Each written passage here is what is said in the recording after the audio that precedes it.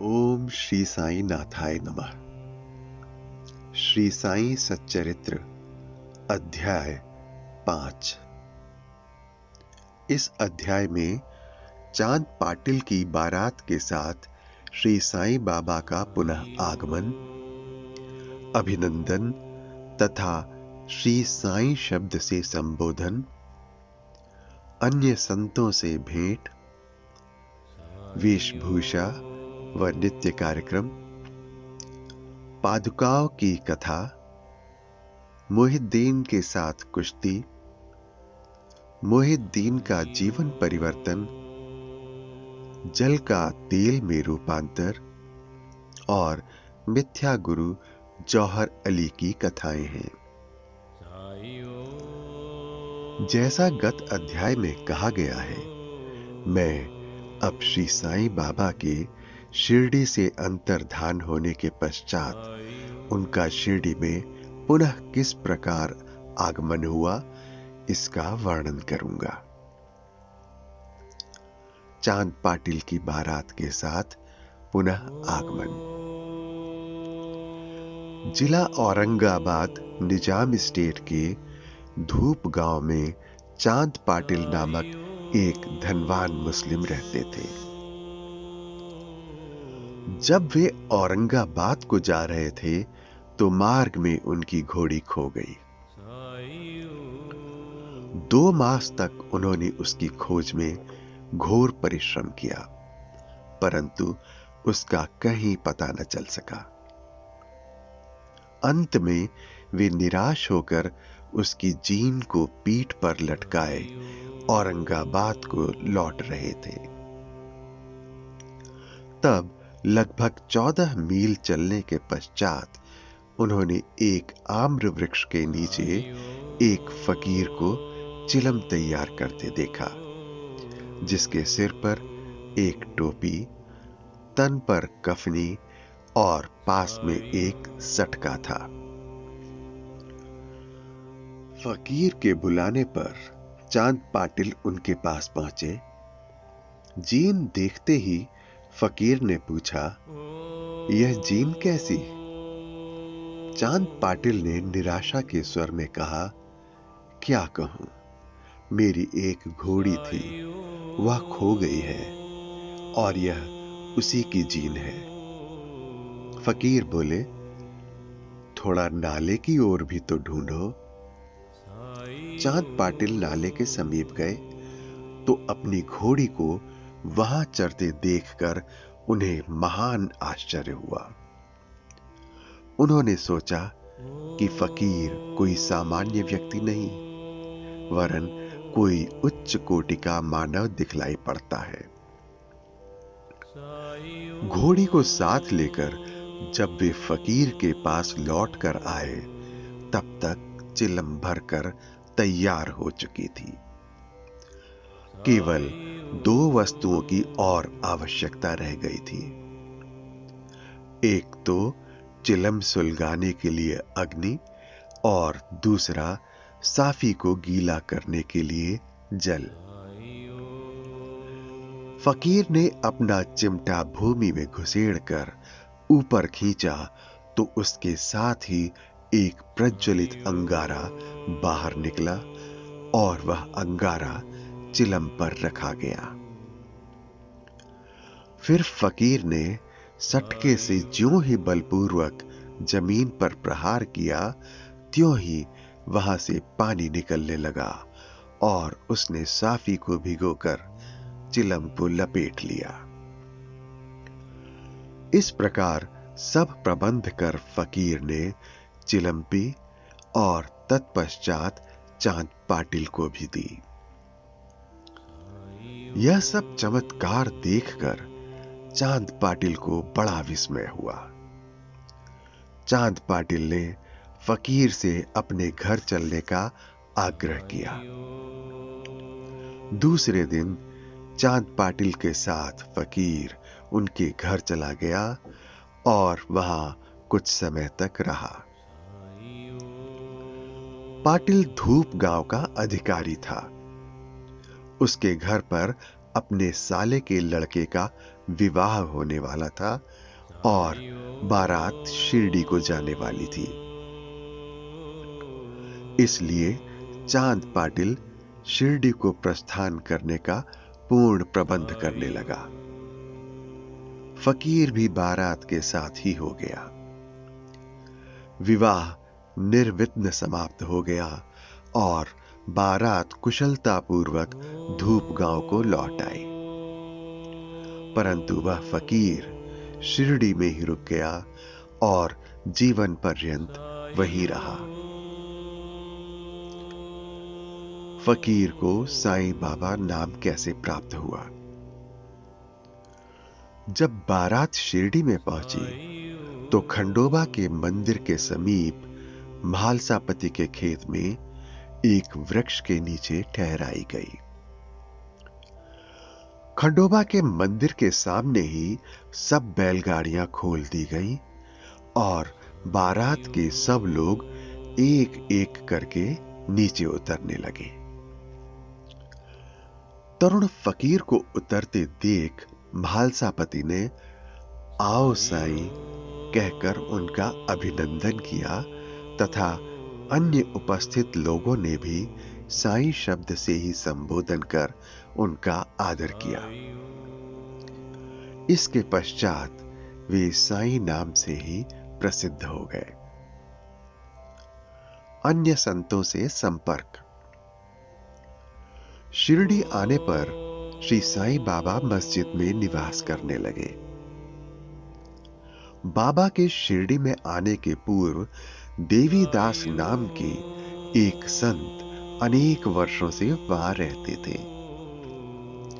बाबा को वे बहुत प्रिय थे। वे उनके साथ कभी हनुमान मंदिर में और कभी चावड़ी में रहते थे। कुछ समय के पश्चात जानकी दास नाम के एक संत का भी शिरडी में आगमन हुआ। अब बाबा जानकी दास से वार्तालाप करने में अपना बहुत सा समय व्यतीत करने लगे। जानकी दास भी कभी कभी बाबा के स्थान पर चले आया करते थे और पुणतांबे के श्री गंगागीर नामक एक पारिवारिक वैश्य संत भी बहुधा बाबा के पास आया जाया करते थे। जब प्रथम बार उन्होंने श्री साईं बाबा को बगीचा सींचने के लिए पानी ढोते देखा तो उन्हें बड़ा अचंभा हुआ। वे स्पष्ट शब्दों में कहने लगे कि शिरडी परम भाग्यशालिनी है, जहां एक अमूल्य हीरा है। जिन्हें तुम इस प्रकार परिश्रम करते हुए देख रहे हो, वे कोई सामान्य पुरुष नहीं है, अपितु यह भूमि बहुत भाग्यशालिनी तथा महान पुण्य भूमि है। इसी कारण इसे यह रत्न प्राप्त हुआ है। इसी प्रकार श्री अक्कलकोट महाराज के एक प्रसिद्ध शिष्य संत आनंदनाथ येवला मठ, जो कुछ शिरडी निवासियों के साथ शिरडी पधारे थे, उन्होंने भी स्पष्ट कहा, यद्यपि बाह्य दृष्टि से ये साधारण व्यक्ति जैसे प्रतीत होते हैं, परंतु ये सचमुच असाधारण व्यक्ति हैं। इसका तुम लोगों को भविष्य में अनुभव होगा। ऐसा कहकर वे येवला को लौट गए। यह उस समय की बात है जब शिरडी बहुत ही साधारण सा गांव था और साईं बाबा छोटी उम्र के थे। बाबा का रहन सहन व नित्य कार्यक्रम। तरुण अवस्था में श्री बाबा ने अपने केश कभी भी नहीं कटाए और वे सदैव एक पहलवान की तरह रहते थे। जब वे राहता जाते, जो कि शिरडी से 3 मील दूर है, तो वहां से वे गेंदा, जाई और जूही के पौधे मोल ले आया करते थे। वे उन्हें स्वच्छ करके उत्तम भूमि देखकर लगा देते और स्वयं सींचते थे। वामन तात्या नाम के एक भक्त इन्हें नित्य प्रति 2 मिट्टी के घड़े दिया करते थे। इन घड़ों द्वारा बाबा स्वयं ही पौधों में पानी डाला करते थे।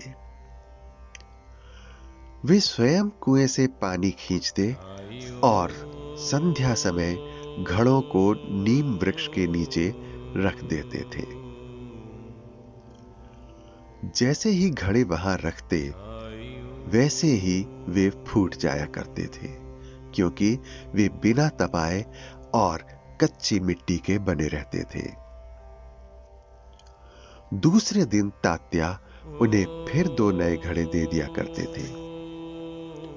यह क्रम 3 वर्षों तक चला और श्री साईं बाबा के कठोर परिश्रम तथा प्रयत्न से वहां फूलों की एक सुंदर फुलवारी बन गई।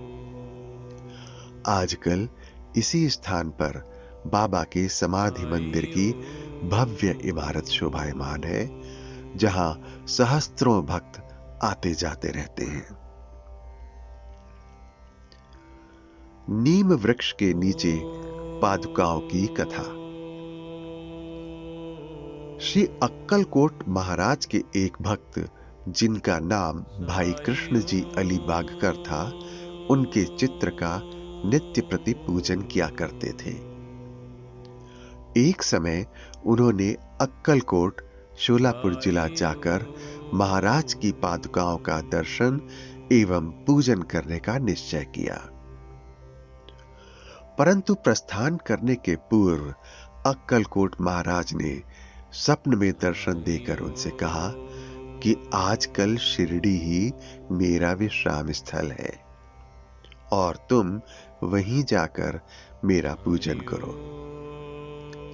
इसलिए भाई ने अपने कार्यक्रम में परिवर्तन कर शिरडी आकर श्री साईं बाबा की पूजा की।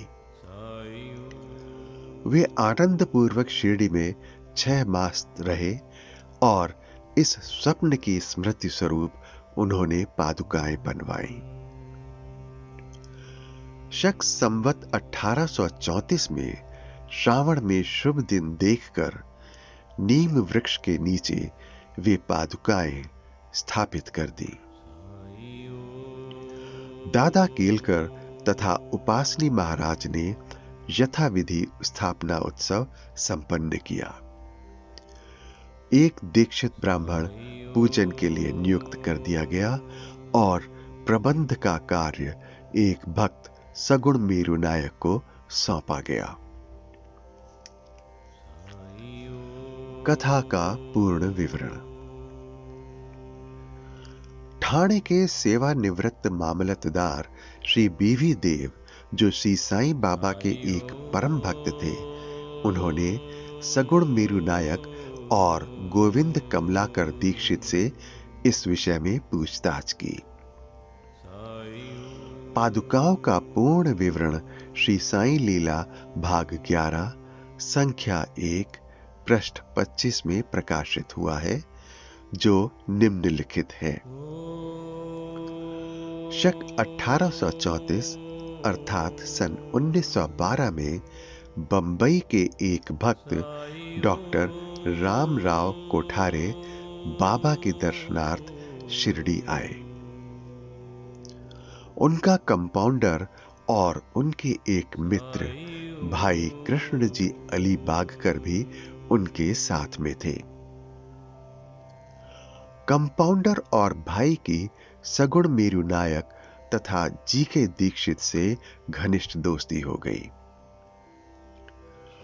अन्य विषयों पर चर्चा करते समय इन लोगों को विचार आया कि श्री साईं बाबा के शिरडी में प्रथम आगमन तथा पवित्र नीम वृक्ष के नीचे निवास करने की ऐतिहासिक स्मृति के उपलक्ष्य में क्यों न पादुकाएं स्थापित की जाए। जब पादुकाओं के निर्माण पर विचार विमर्श होने लगा, तब भाई के मित्र कंपाउंडर ने कहा कि यदि यह बात मेरे स्वामी कोठारे को विदित हो जाए तो वे इस कार्य के निमित्त अति सुंदर पादुकाएं बनवा देंगे। यह प्रस्ताव सबको मान्य हुआ और डॉक्टर कोठारे को इसकी सूचना दी गई। उन्होंने शिरडी आकर पादुकाओं की रूपरेखा बनाई तथा इस विषय में उपासिनी महाराज से भी खंडोबा के मंदिर में भेंट की। उपासिनी महाराज ने उसमें बहुत से सुधार किए और कमल फूल आदि खींच दिए तथा नीचे लिखा श्लोक भी रचा जो नीम वृक्ष के महात्म्य व बाबा की योग शक्ति का द्योतक था, जो इस प्रकार है। सदा निम्ब वृक्षस्य मूलाधिवासात् सुधास्त्रावीणं तिक्तमप्यप्रियं तं तरुं कल्प वृक्षाधिकं साधयन्तं नमामीश्वरं सद्गुरुं साईनाथम। अर्थात मैं भगवान साईनाथ को नमन करता हूं, जिनका सानिध्य पाकर नीम वृक्ष कटु तथा अप्रिय होते हुए भी अमृत वर्षा करता था। इस वृक्ष का रस अमृत कहलाता है। इसमें अनेक व्याधियों से मुक्ति देने के गुण होने के कारण इसे कल्प वृक्ष से भी श्रेष्ठ कहा गया है। उपासनी महाराज का विचार सर्वमान्य हुआ और कार्य रूप में भी परिणत हुआ। पादुकाएं बंबई में तैयार कराई गईं और कंपाउंडर के हाथों शिरडी भेज दी गईं। बाबा की आज्ञानुसार इसकी स्थापना श्रावण की पूर्णिमा के दिन की गई। इस दिन प्रातःकाल 11 बजे जीके दीक्षित उन्हें अपने मस्तक पर धारण कर खंडोबा के मंदिर से समारोह और धूमधाम के साथ द्वारका माई में लाए। बाबा ने पादुकाएं स्पर्श कर कहा, ये भगवान के श्री चरण हैं, इनकी नीम वृक्ष के नीचे स्थापना कर दो। इसके एक दिन पूर्व ही बंबई के एक पारसी भक्त पास्ता शेठ ने 25 रुपयों का मनी ऑर्डर भेजा। बाबा ने ये रुपए पादुकाओं की स्थापना के निमित्त दे दिए। स्थापना में कुल 100 रुपए व्यय हुए, जिनमें 75 रुपए चंदे द्वारा एकत्रित हुए। प्रथम 5 वर्षों तक डॉक्टर कोठारे दीपक के निमित्त 2 रुपए मासिक भेजते रहे। उन्होंने पादुकाओं के चारों ओर लगाने के लिए लोहे की छड़ें भी भेजी। स्टेशन से छड़ें ढोने और छप्पर बनाने का खर्च, जो कि 7 रुपए 8 आने था, सगुण मेरू नायक ने दिए। आजकल जरबाड़ी नाना पुजारी पूजन करते हैं और सगुण मेरू नायक नैवेद्य अर्पण करते तथा संध्या को दीपक जलाते हैं। भाई कृष्ण जी पहले अक्कलकोट महाराज के शिष्य थे। अक्कलकोट जाते हुए वे शक 1834 में पादुका स्थापन के शुभ अवसर पर शिरडी आए और दर्शन करने के पश्चात जब उन्होंने बाबा से अक्कलकोट प्रस्थान करने की आज्ञा मांगी, तब बाबा कहने लगे, अरे अक्कलकोट में क्या है, तुम वहां व्यर्थ क्यों जाते हो? वहां के महाराज तो यही हैं। यह सुनकर भाई ने अक्कलकोट जाने का विचार त्याग दिया। पादुकाएं स्थापित होने के पश्चात वे बहुधा शिरडी आया करते थे। श्री बीवी देव ने अंत में ऐसा लिखा है कि इन सब बातों का विवरण हेमाड पंत को विदित नहीं था, अन्यथा वे श्री साईं सच्चरित्र में लिखना कभी नहीं भूलते। मोहिद्दीन तंबोली के साथ कुश्ती और जीवन परिवर्तन। शिरडी में एक पहलवान था जिसका नाम मोहिद्दीन तंबोली था। बाबा का उससे किसी विषय पर मतभेद हो गया। फलस्वरूप दोनों में कुश्ती हुई और बाबा हार गए। इसके पश्चात बाबा ने अपनी पोशाक और रहन सहन में परिवर्तन कर दिया। वे कफनी पहनते, लंगोट बांधते और एक कपड़े के टुकड़े से सिर ढकते थे। वे आसन तथा शयन के लिए एक टाट का टुकड़ा काम में लाते थे। इस प्रकार फटे पुराने चिथड़े पहनकर वे बहुत संतुष्ट प्रतीत होते थे। वे सदैव यही कहा करते थे, गरीबी अव्वल बादशाही, अमीरी से लाख सवाई, गरीबों का अल्लाह भाई। गंगागीर को भी कुश्ती से बड़ा अनुराग था। एक समय जब वह कुश्ती लड़ रहा था, तब इसी प्रकार उसको भी त्याग की भावना जागृत हो गई। इसी उपयुक्त अवसर पर उसे देववाणी सुनाई दी, भगवान के साथ खेल में अपना शरीर लगा देना चाहिए। इस कारण वह संसार छोड़ आत्म अनुभूति की ओर झुक गया। पुणतांबे के समीप एक मठ स्थापित कर वह अपने शिष्यों सहित वहां रहने लगा। श्री साईं बाबा लोगों से ना मिलते और ना ही वार्तालाप करते थे। जब कोई उनसे कुछ प्रश्न करता तो वे केवल उतना ही उत्तर देते थे।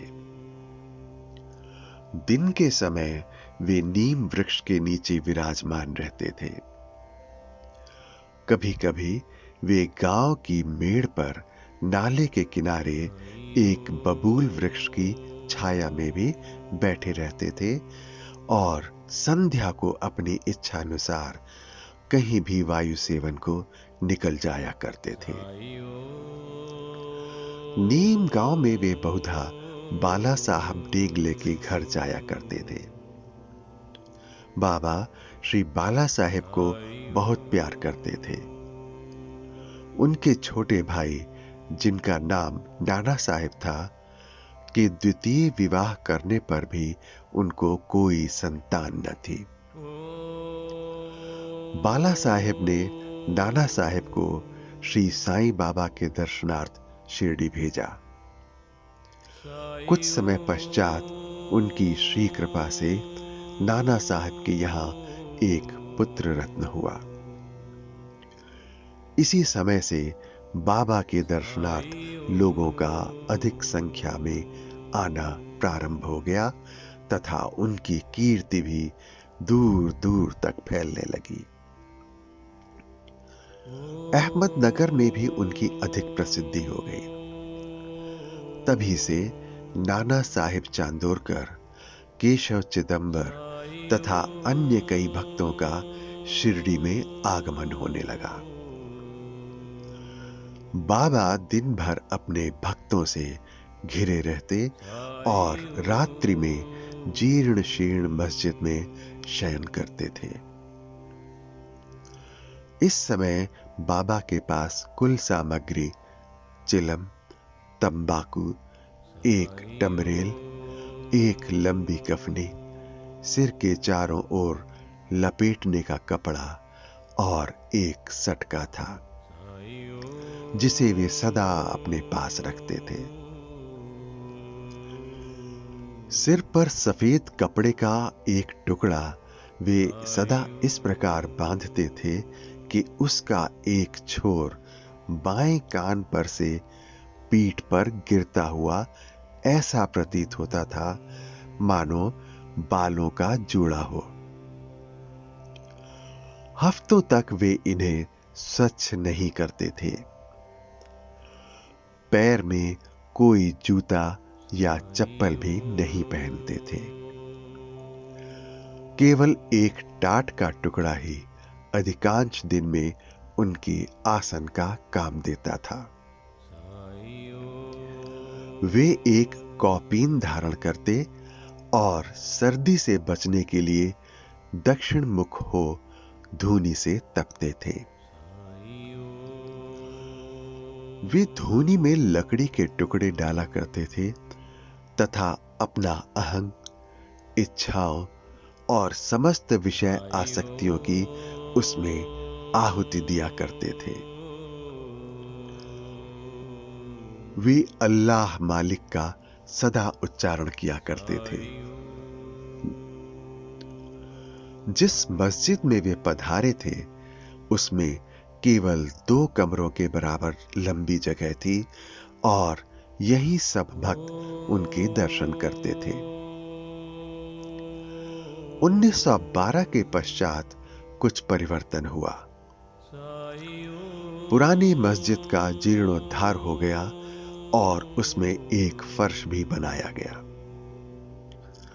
मस्जिद में निवास करने के पूर्व बाबा दीर्घ काल तक तकिया में रहे। वे पैरों में घुंघरू बांधकर प्रेम विह्वल होकर सुंदर नृत्य व गायन भी करते थे। जल का तेल में परिवर्तन। बाबा को प्रकाश से बड़ा अनुराग था।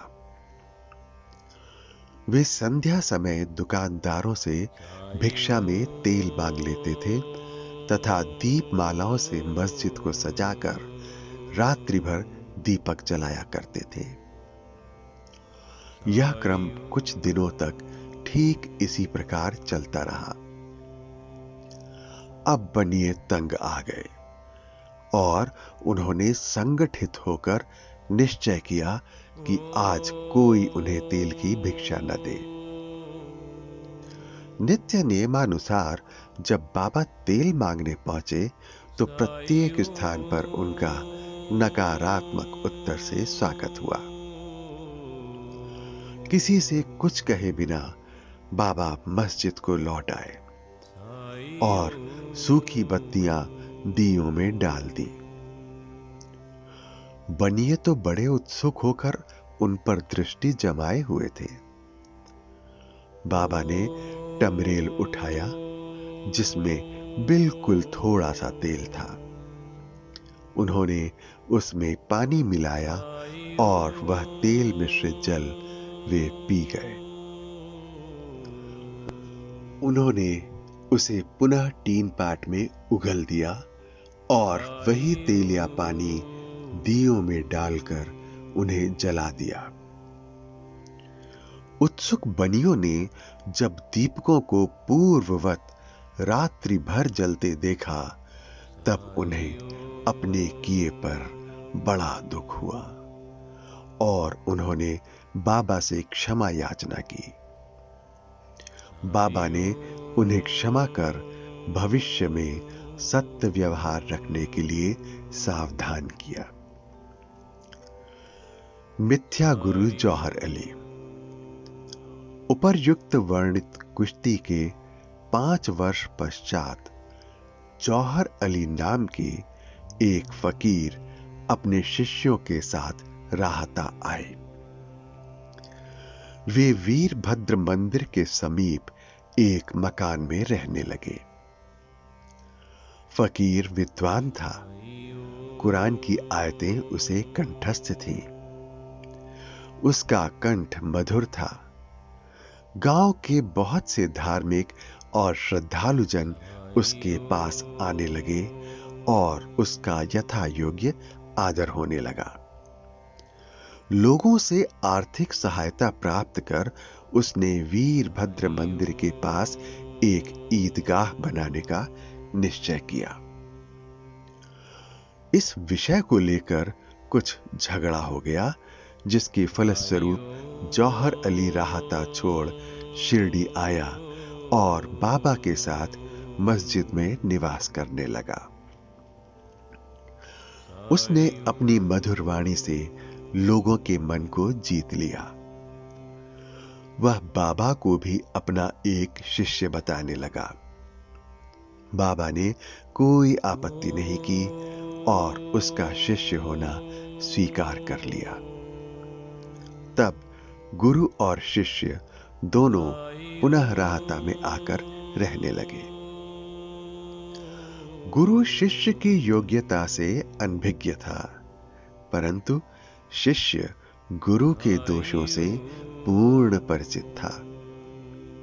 इतने पर भी बाबा ने कभी उसका अनादर नहीं किया और पूर्ण लगन से अपना कर्तव्य निभाते रहे और उसकी अनेक प्रकार से सेवा की।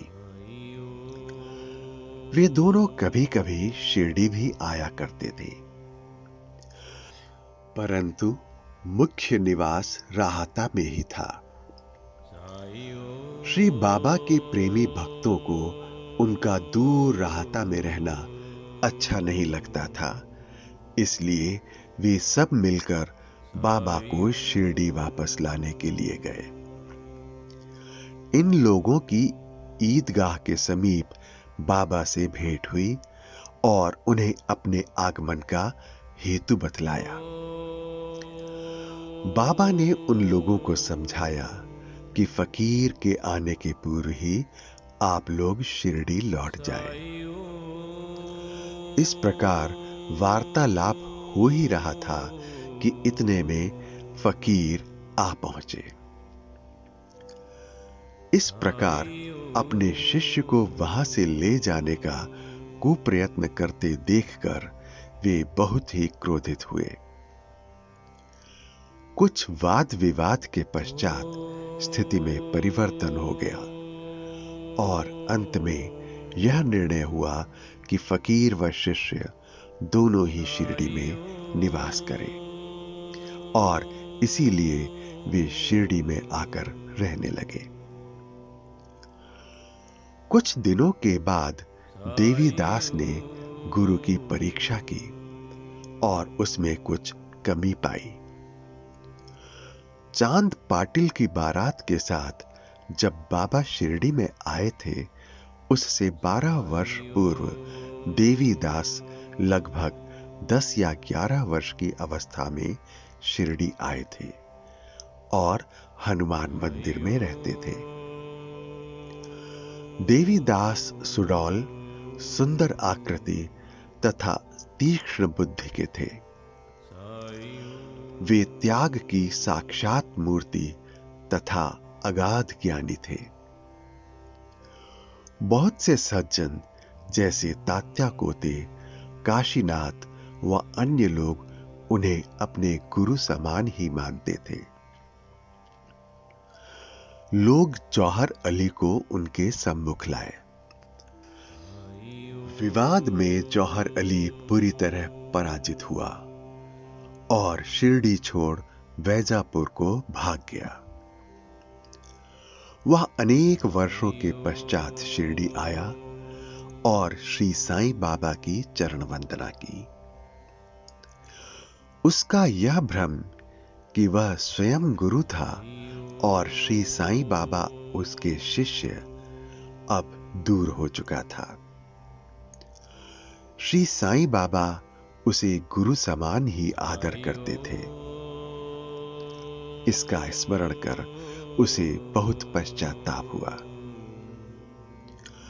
इस प्रकार श्री साईं बाबा ने अपने प्रत्यक्ष आचरण से आदर्श उपस्थित किया कि अहंकार से किस प्रकार छुटकारा पाकर शिष्य के कर्तव्यों का पालन कर किस तरह आत्मानुभव की ओर अग्रसर होना चाहिए। ऊपर वर्णित कथा म्हालसापति के कथनानुसार है। अगले अध्याय में रामनवमी का त्योहार, मस्जिद की पूर्व हालत एवं पश्चात उसके जीर्णोद्धार इत्यादि का वर्णन होगा। श्री सद्गुरु साईं नाथार्पणमस्तु। शुभम भवतु।